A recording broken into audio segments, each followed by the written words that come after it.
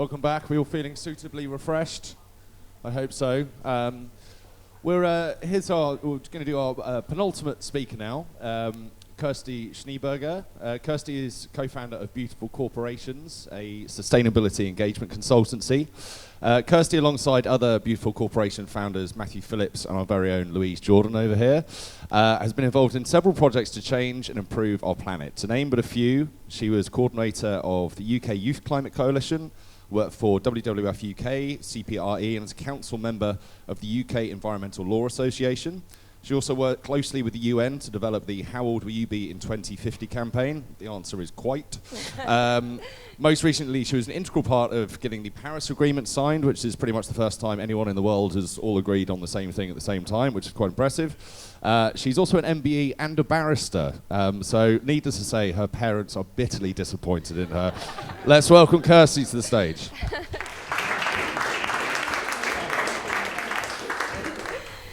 Thank you very much for that really generous introduction. So yeah, I'm Kirsty, and most recently I was living in Germany to work with the UN Climate Division, which happens to be headquartered in Bonn. Who's been to Bonn? Yeah, why would you go? So I basically gave up Matthew and I, one of our co-founders, gave up 18 months of our life to go and live in Bonn for, 18 months to support the UN on getting the Paris Agreement agreed to in December. And actually today, does anyone know what today is? Earth Day, yeah, nice one. But it also happens to be the day that they decided to get heads of state back together in New York, because after they agreed what was going to be in the agreement, they then needed to translate it and put it in like a really fancy book. So they're there signing the treaty, probably in a couple of hours, because New York is a little bit behind us.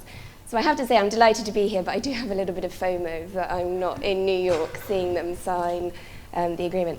Anyway, yes, I've been back in London for 2 weeks, and I'm really fresh off the boat. I was cycling over today on the Santander bike, which is basically a tank, and I'm cycling around, and I'm like, London is so stressful. I can't believe it. After living in Bonn, population 20, and like a really easy cycle lane system, to be back in London. But anyway, hi. So I am going to be talking in the next few minutes about how we kind of did the unthinkable, really. So for those of you geeks out there who know a bit about what was happening in terms of climate change in the UN, there was a conference in Copenhagen in 2009 that didn't quite work. And I think it's fair to say that everyone questioned whether the UN, whether governments could come together and agree on anything ever again. That was kind of the big moment. And in 2009, they didn't quite get there. So our job was to try and turn that around so that in December last year, we could actually make it happen.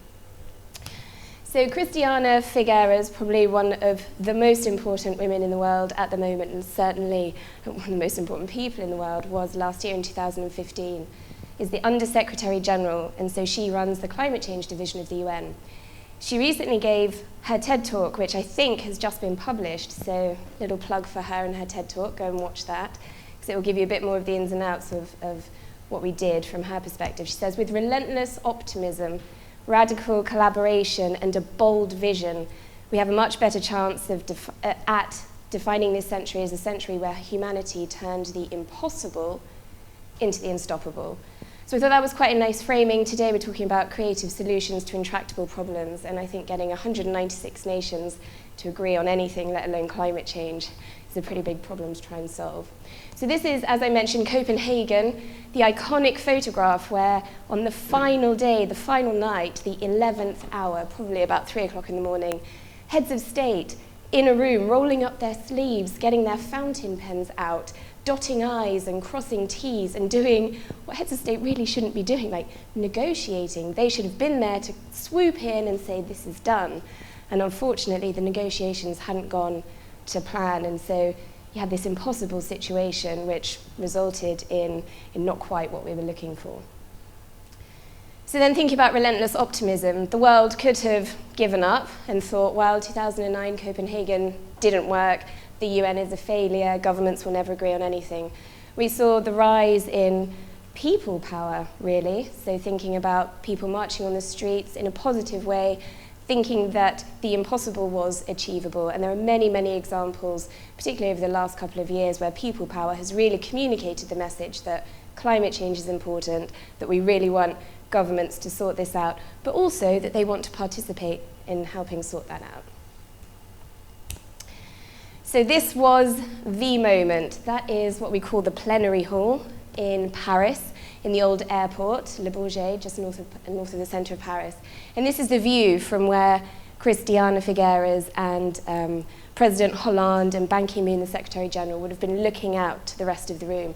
This is just at the moment where the gavel went down after the agreement had been reached. And so you can see, I think I'm there, right at the back. You can't really distinguish me, but I probably have a big smile on my face. So looking at this, relentless optimism embraced by everyone. So this is the celebratory moment. But it took a lot to get there. And just underneath, I think we've got there faith, sports personalities, businesses, investors, cities, regions, health communities, and so on. 2015 was the year where climate change wasn't just an environmental issue. It was a health issue. So we had something called the Lancet Commission, the most important health body in the world, saying that climate change was a health issue and supporting a Paris Agreement. We had the Pope, the good old Pope for Catholics, producing his encyclical Laudato Si. I think it was the first one that the Catholic Church had issued in about 250 years or thereabouts. And it's the most important teaching that the head of the Catholic Church, the Pope, can do. And he was saying, basically, climate change is an issue. If you're Catholic, you should really care about this. We have a responsibility to look after the earth. You had businesses coming together in unprecedented numbers saying, yeah, we're businesses, yeah, we care about making profits, but actually it's really important that we think about how we deal with climate change in our supply chains, in our business practices, in the way in which we're developing our products. So you had business voices coming out in support of an agreement. Sports personalities, do any of you know Kaká, the footballer? I didn't, but I do now, is a Brazilian footballer, apparently quite a big deal, but really wanted to support the Paris Agreement. So wrote articles in the equivalent of, I think, the Brazilian Sun. I think the headline was, Climate Change Nil, Humanity Won, or something like that. I think they've got a really good comms team working on that. So you had these sports personalities stepping into the ring. God, that's awful, isn't it? Stepping into the ring and saying climate change is really important to us and bringing their constituency base on. Incidentally, someone like Kaká, I think, has more Twitter followers than the Pope, but I think it's a close-run thing. So the point is relentless optimism by a wide range of voices, not just the usual environmentalists, not just the NGOs, not just the hippies saying climate change is a big deal, but getting those different voices together.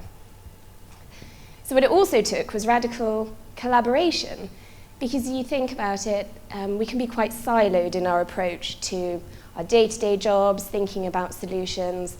Yes, climate change is a health issue. Yes, it's relevant for business. Yes, sports personalities care.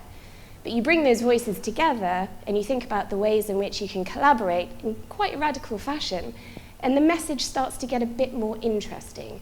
It's not just the same message that you've heard from the same people. It's a different message from a different group of people, and I think that's what really captured the imagination of certainly the UN in the process, but maybe also wider society.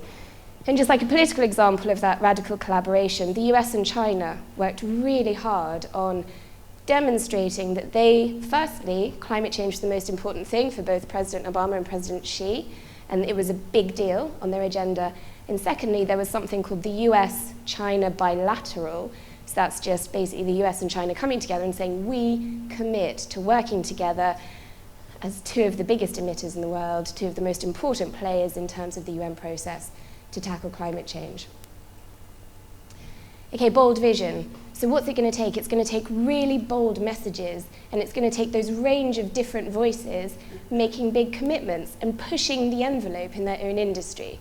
So when we talk about businesses, Richard Branson spearheaded a campaign calling for, it's a bit technical, net zero by 2050. That's a really important aspect of the climate change agreement. What does that mean in terms of emissions? Now, a lot of these businesses don't quite know how they're going to get there, but they had a bold vision saying, well, we are going to commit to net zero by 2050, and if we're going to do that and we don't quite know how to get there, and isn't there a Rufus catchphrase? I don't know where I'm going, but are you coming with me? It's a bit like that, right? Or no, we know where we, oh, I can't remember, maybe it doesn't quite work. But it's about saying we don't quite know how we're going to get there. We have a vision of 2050 of where we need to be. We don't quite know what the steps are, but it's such a big deal, and we're going to give this bold vision to this issue. And then just in the remaining couple of moments, wanted to share with you that moment of elation. So on stage we have Foreign Minister of France, former Foreign Minister of France, Minister Fabius, who, alongside Christiana Figueres and the Ambassador for Climate Change, Laurence Toubiana, Ambassador Toubiana, really drove this process forward. And I think the French presidency must be applauded for the work that they did. The UN needs to be applauded for not letting the failure and the impossible outcome of Copenhagen detract them from what they needed to do, which, maybe in my humble opinion, was a pretty big deal, coming together, agreeing to what they agreed to in Paris at COP21, and now on Earth Day, they are there putting ink on the page for it. Thank you very much.